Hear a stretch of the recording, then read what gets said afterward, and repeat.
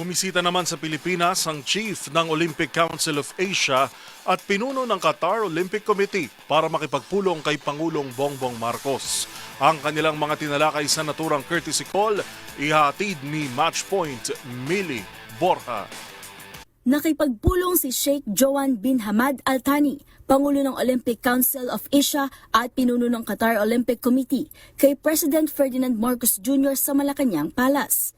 Ayon sa palasyo, tinalakay sa pulong ang pagpapalakas ng kooperasyon sa larangan ng sports development, pagpapalawak ng ugnayan at pagtulak ng mga oportunidad para sa Pilipinas na mag-host ng iba pang Asian-level competitions. Dumalo rin sa courtesy call sina Philippine Olympic Committee President Abraham Tolentino at Philippine Sports Commission Chairman Patrick Gregorio. Magugunit ang bago ang naturang pagpupulong, formal na tinanggap ng Pilipinas sa pamamagitan ni Tolentino ang OCA flag sa closing ceremony ng Asian Beach Games bilang hudyat ng nalalapit na pag-host ng bansa sa 2028 edition na gaganapin sa Cebu.